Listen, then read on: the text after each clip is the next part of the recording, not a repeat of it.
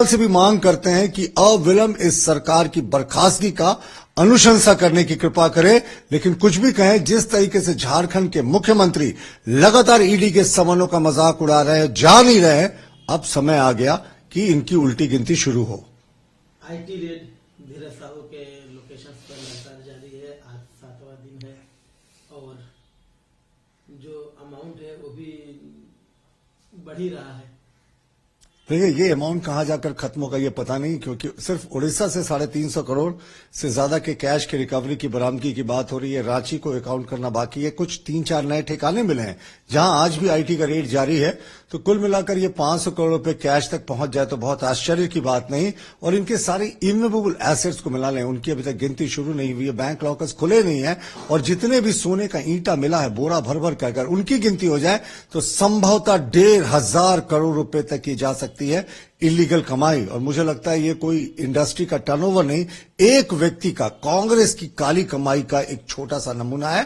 हमने पहले भी मांग की थी कि ईडी और सीबीआई जांच होनी चाहिए इस मनी ट्रेल की, कि इसके क्योंकि हमें शक है ये कांग्रेस के जो केंद्रीय मुख्यालय है वहां तक ये ईडी का और सीबीआई की जांच हो तो ये पूरा ट्रेल जो है वो एक्सपोज होगा।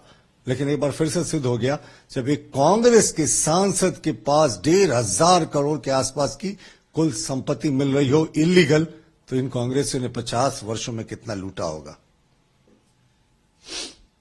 शर्मिष्ठा मुखर्जी ने कहा है कि उनके पिताजी को, प्रणब मुखर्जी को, जब वो एक्टिव पॉलिटिक्स में थे तब former prime minister Rajiv Gandhi के कैबिनेट से ड्रॉप किया गया था, क्योंकि राजीव गांधी को उनके साथ कुछ ट्रस्ट डेफिसिट था, क्योंकि उनको लगता था कि इनकी राइजिंग जो पॉपुलैरिटी एक्सेप्टेंस है वो उनकी अथॉरिटी के लिए खतरा है।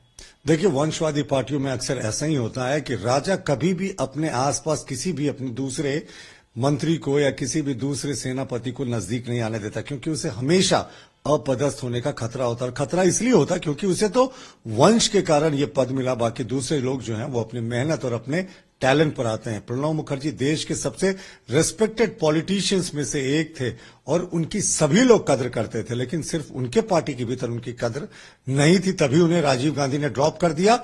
ऐसे लोगों को हमेशा खतरा रहता है। जो मीडियोकर लोग होते हैं ना, जिनके पास कुछ नहीं होता सिवाय अपने टाइटल के, उन्हें दूसरे टैलेंटेड लोगों से हमेशा ये खतरा बना रहता है। बहरहाल एक बार फिर से सिद्ध हो गया कि कांग्रेस में गांधी परिवार को जिस किसी ने भी चैलेंज किया या जिस किसी को भी कांग्रेस के गांधी परिवार को लगा कि ये चैलेंज हो सकता है, वो मोरारजी देसाई से बात करे, चरण सिंह से बात करे, विश्वनाथ प्रताप सिंह की बात करे, चंद्रशेखर की बात करे, सबको ये धीरे धीरे किनारा लगाता गए। और अब तो गुलाम नबी आजाद से लेकर कई बड़े पॉलिटिशियंस हैं, सिंधिया, वो सब इनसे किनारा कर चुके हैं।